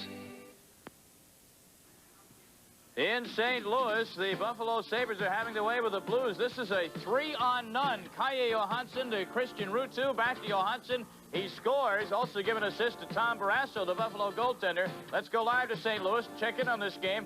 Ted Darley and Mike Robitaille on the call with 1 minute to go in the second period. Tomorrow night at 11:30 on TV 49's Late Night Movie, Jacqueline Smith marries a vicious political czar who imprisons her in their mansion when she threatens to expose his ruthlessness in Escape from Bogan County. That's tomorrow night, 11:30 on WNYB, TV 49, Buffalo Superstation. But usually, at this time of the year, I'd be saying, well, look, games are tough to come by right now. It's tough to win a hockey game. Things are getting tight. It's near the end of the season. That isn't the case here this season. I can't imagine Buffalo right now with an easier 3-0 lead. I mean, they could have a 3-0 lead tonight against this hockey club skating backwards. I've never seen St. Louis play so poorly. And I like their hockey club. I like the way they play. They're just totally off their game tonight, though. Now in over the line, Gilmore. Bumps in there with Krupp. Taken by Sutter. Well, would you say the play of the Sabres compounds that as well? The fact that they've been playing well. Now Sutter with the drive. That's deflected. It'll be taken by Anderson. Up it comes to Ruutu. Ruutu back to the St. Louis line. Gets in over the line and one-handed the puck off Sutter. Well, Millen plays it to the far side for Gilmore. 18 seconds left in the period. 3-0. Buffalo leading. Now Barrasso will stop it behind the net. Now taken by Housley. Housley checked by Sutter. 9 seconds to go. Here's a chance for the Blues, but the puck did not get through. And Halkitis plays it around to the far side. 3 seconds remaining. That's it. Here goes the horn to end the second player. So the St. Louis Blues down from by the stands in 3-0. St. Louis, the hometown St. Louis Blues trailing Buffalo now 3-0 after 2 periods. What did you miss? Well, you missed another goal for the New York Islanders. More of the same you've been seeing all night. And once again, it was Brad Gilbert. Number 7 steals it from Gary Suter. Colin Dadswell actually was off balance, had to go in off his skate, it appeared. Let's go back to Mike Emerick and Bill Clement on Long Island. Gentlemen. Thank you, Tom. We have a couple of 2-goal scorers tonight for the Islanders in Greg Gilbert and Pat LaFontaine. LaFontaine came late in the first and midway in the second and really staked the Islanders to the big lead of 5-1. Calgary came back, and then Gilbert got his 2. 8-3 in favor of the Islanders with 12:40 to go here in the third period. Puck spun back around, and Crom controlling it, sliding it cross ice to Janssen. Janssen watched by Tonelli, lays it back over, and that one tipped to the corner. Trottier centers one, and Dadswell had to tip that one away. You think they're starting to think, just shoot it anywhere, sharp angle, let's just get it on net. When the wheels fall off, sometimes you skid to a halt in a big hurry. Otto trying to get through a collision with Conroy, and play comes back to the Islanders. And Crom, Dadswell had some trouble with that one.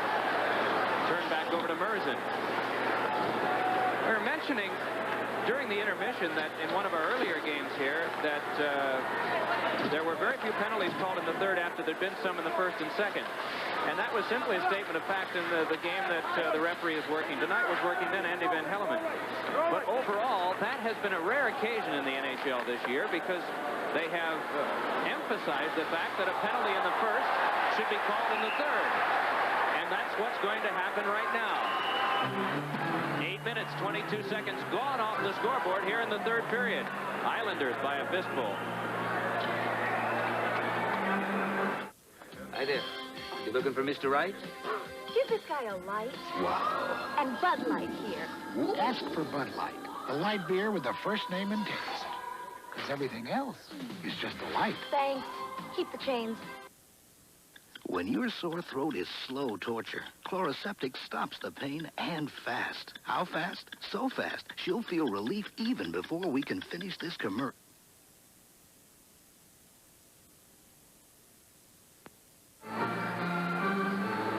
You know that the Calgary Flames had to be hoping for penalties in this third period, but not penalties that their players take. Steve Bozak hooks down Derek King, and it's the Islanders that have a 2-minute power play here. Brent Sutter can't control that one, and it is thrown. And on with this now comes Joel Otto, trying to get by Diddick. Second effort shot floated wide. Here's a giveaway to Otto, then for Lube. And Lube just muscled along by Finley. Now pushes with Lauer. Puck still up for grabs and controlled by Lauer. Lauer's goal was the big one, it appears so far, because at 90 seconds into the third and the game really up for grabs because the Flames had pulled back within 2. He made it a 3-goal Islander advantage. He's taken off by Suter. 1:10 to go on this 5th New York Islanders power play. They've clicked on 3 of the previous 4. McInnes going back to take it. We have an icing call against the Islanders, bringing the faceoff back near Billy Smith. I agree 100% that Brad Lauer's goal was the big one. Obviously there's a 1-goal difference between leading 5-3 and 6-3. But when you're only down by 2, you know that if you get that one, you can do things like pull your goalie at the end of the game. And there's a big rush and a big amount of pressure on the team that's nursing a 1-goal lead when you get down to just a couple of minutes to play. So that's big breathing room when you go from a 2-goal lead to a 3-goal lead. Atlanta Flames moved to Calgary in 1980. And many of the Flames, of course, Canadian-born, so they moved back into the culture of their homeland.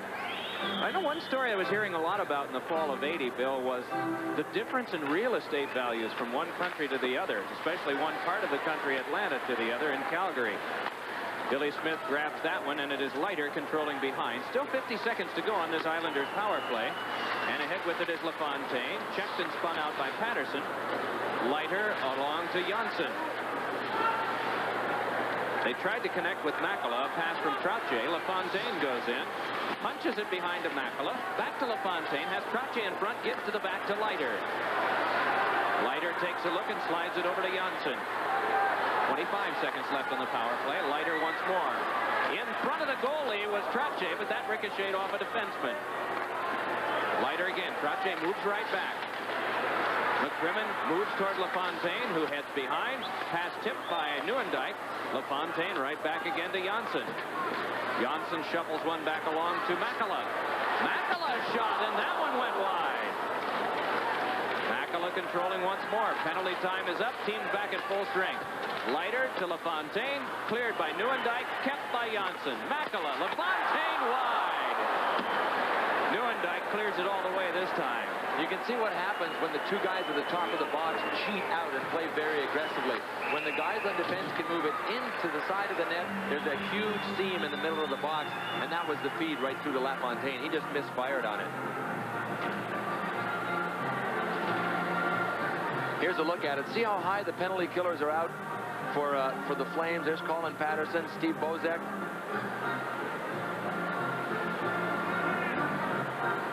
They're out high. They struggle to get back in, and that seam was wide open with them being out near Thomas Janssen. Islanders leading this game by 5, in case you're just joining us, by a score of 8-3 with 9:10 to go in the third period of action. Finley scales one back in.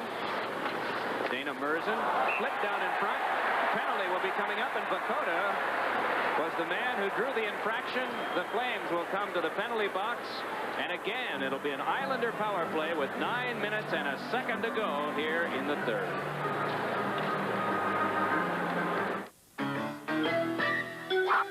Get a fully automatic 35mm interference call that was right in front of his goal. And once again, the Islanders going to power play. Pretty tough to play catch-up when you're down a man time and time again. Got to go for the short-handed goals, and that's, as you can imagine, an uphill climb. Flames have Kevin Guy, who's able to clear this one back down, so Didick will go to get it. Now they have out LaFontaine working with Kerr and Gilbert up front. Didick, of course, will man one point, and the other will be handled by Jeff Finley, who's getting a lot of work in the last couple of games. The one against the Rangers on Sunday, and then this one tonight for the Islanders. And here he is again. Fire score! Get the puck. It's number 1. He's actually writing on his little finger there. He's out of paper. Have a drink, Doug. Have two. They're small.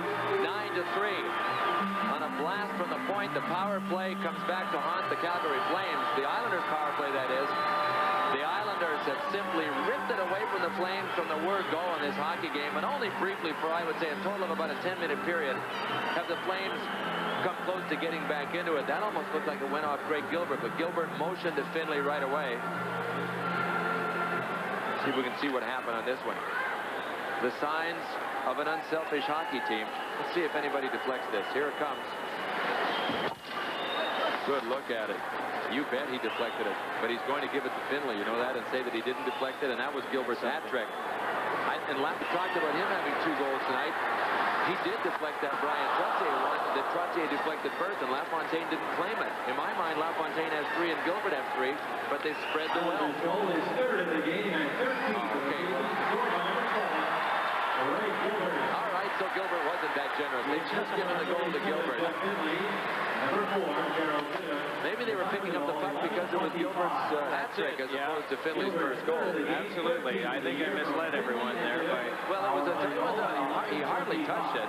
We had to see it on the replay to see if he did redirect it.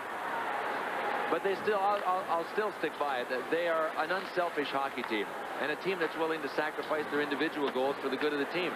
It starts right with guys like Brent Sutter and Brian Trottier, and now I think Pat LaFontaine is learning more and more year after year that individual sacrifice for winning hockey games. Nieuwendyk tried to connect with Roberts in front, but that blocked behind. Bill and I saw an example of that after the game Saturday night in Los Angeles.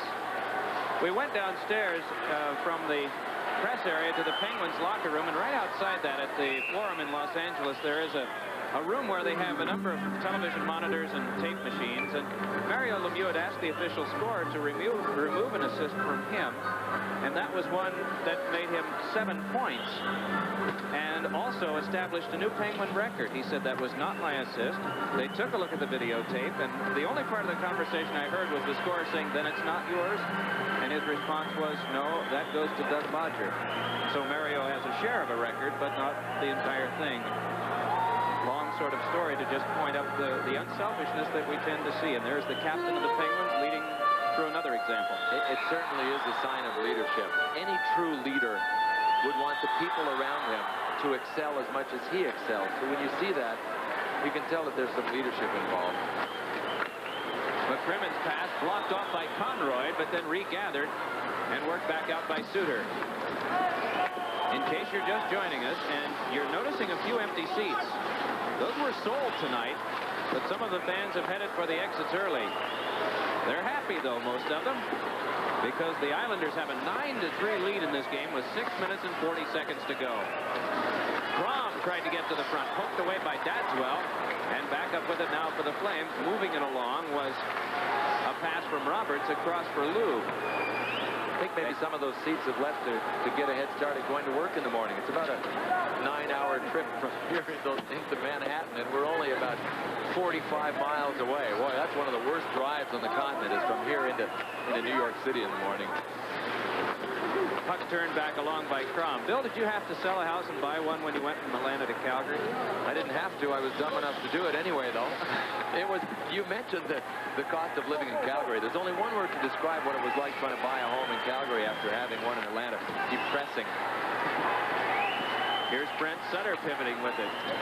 I'm sure a lot of people out there have had to make a move in their time, maybe a transfer in business and sell one and buy another, and I guess you just take that to the second power when you were dealing with the real estate in Calgary. Here's a backhander by Lauer, tipped away. We should register in our minds here that LaFontaine has 2 and has the opportunity for a hat trick. Lauer has 1. There's a shot by Brent Sutter that is grabbed and held by Dadswell. 5:28 to go in the third period. 9-3, the Islanders. Knocked loose to Suter, and Suter brings it back up for Calgary. Going back to get this is Diddick. There'll be another penalty called here. Away from the puck, and it is a holding infraction. You know, I think the fans, and maybe the players too, Bill, appreciate what the league has done this year by really asking the officials to be even more stringent on penalty calls in the third that are penalty calls in the first. And here's an example with Andy Van Rellen. Well, it had to happen, and I agree with it 100%. There's absolutely no way that a penalty should be different in the first than in the third. It has to be called consistently from start to finish, and I think the officials have done a much better job this year. So Alan Kerr sits. We talked earlier about the Flames' size. I guess it's only good if you use it. 15 of the Flames are over 6 feet tall. You know that 10 of them are 6'2" or better. 15 are over 195 pounds, and of those, 10 are 200-pounders. Of the 10 200-pounders, 4 are 210 or over, and they got 2 players that are over 220 pounds on their roster. They're big, but what we've seen tonight is big ain't worth an ounce if you don't use it. Well, it was the Isles out hitting the Flames. An icing call here stops the clock. Islanders out hit the Flames in the first, and then vice versa in the second. What's happened in the third? Well, the Islanders have out hit the Flames 13-9 in the third period, and the periods really have gone with the hits. They've also gone with the defensive breakdowns as well. And the Flames just weren't able, you know, they dug themselves too big a hole to climb back out. It got to be 5-3. They appeared to be coming with the concentration and regrouping and getting that focus in mentally so that you can get the legs going. If you don't have that concentration before the game, believe it or not, this might sound strange to some people, the physical isn't there. You can't make the legs go every time you go on the ice if you're not mentally prepared. So one follows the other. Battle here of 5 players. Puck sped back to the point and worked over to McGinnis. His drive, answered by Smith. Rebound sent wide by Nieuwendyk. That's really the best chance Nieuwendyk's had all night. McGinnis a shot, and that's tipped away by Billy Smith. He's not had that much work, but boy, has he risen when needed. Oh, he's a poised guy right now. He's making it look easy. That was a cannon. The first one, he just came out, made the save. The second one was a rocket from Al McGinnis as well, but Smith, in his years, has never been a guy that's really panicked, and that's one of the reasons that's made him a good money goalie. He's always been strong in the playoffs. Pressure doesn't bother him.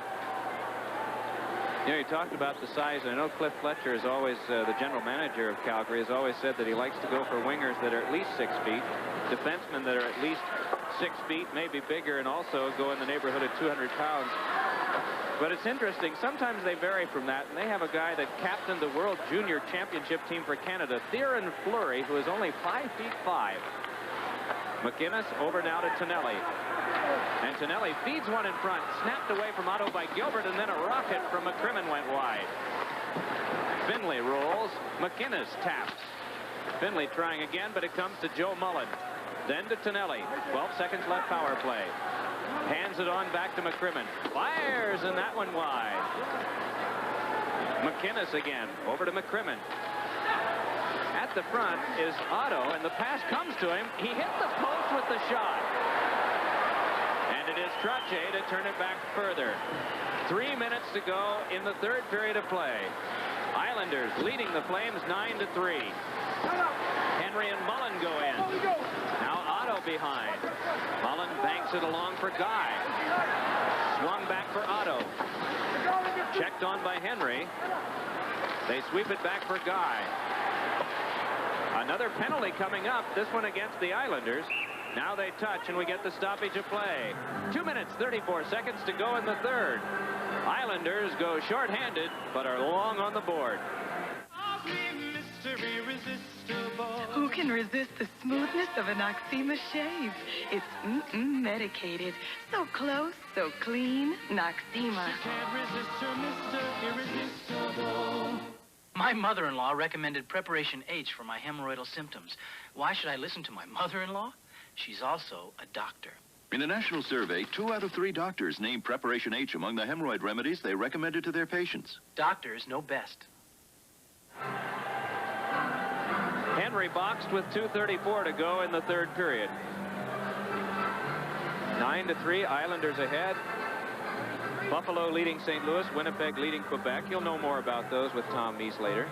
Not much of a birthday celebration for Landon McDonald tonight. His kids called him this morning and saying happy birthday to him. And it was, sure it was a very sweet moment for him, but later in the day, and we are talking right now, the bitterness of this game has come through.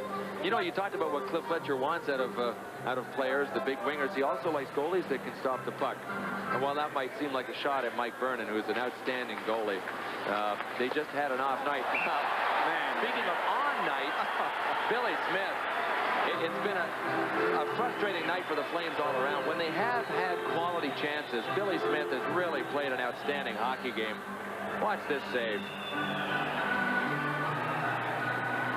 Now, he had to move for that one. We've shown replays where very often the puck goes right into the glove, and it looks as if the goalie's made a sprawling save.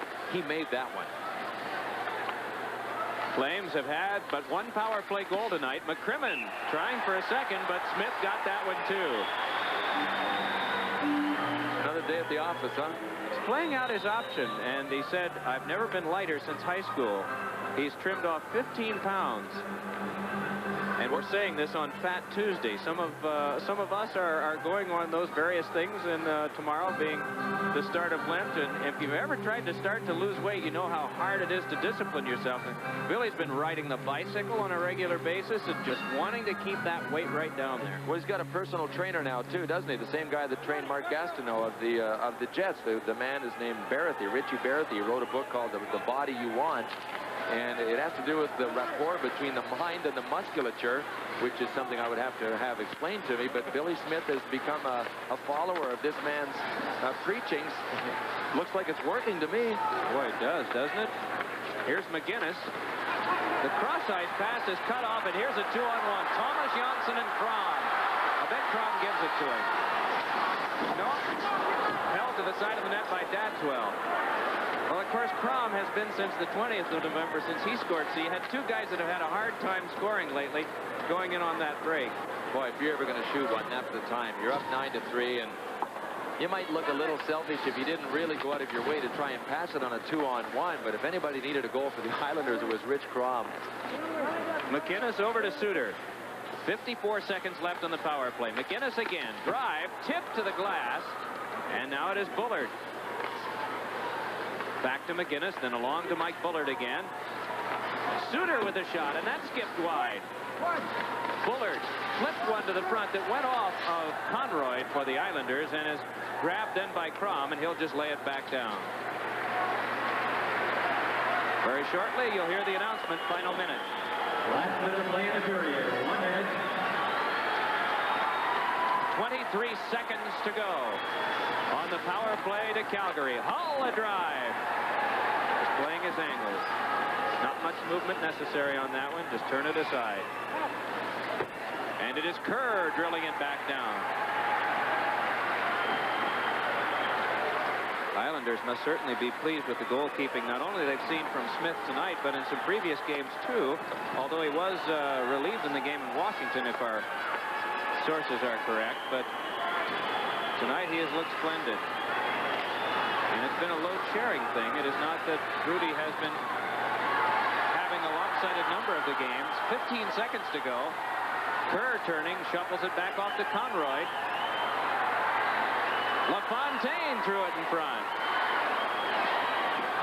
And the crowd happily chanting down these final seconds. One more game off the road trip for Calgary. A game in hand now for the Edmonton Oilers, as they trail Calgary by 3, and by virtue of the victory, the Islanders move into second place, 1 ahead of Washington, 3 points behind Philadelphia, and the notebook gets fuller. I don't know the way Billy Smith played. If the Flames had even come prepared to play, what kind of damage they would have been able to do. He seemed to get stronger as the game went on. And the one thing that the Calgary Flames gave the New York Islanders in too many situations tonight, Mike, was time. They gave them time and they gave them space. And you just break down defensively when you give a team both of those elements. That's what they did. We saw it early in the game. And they dug themselves a hole that was just too big to get out after all. And that big goal by Lauer in the third period, to open the third period, was what killed them. Well, the Calgary Flames came into the game tonight with all the big numbers, but the Islanders leave with the most significant one of all, and it's a big one, 9-3. Pierre Turgeon.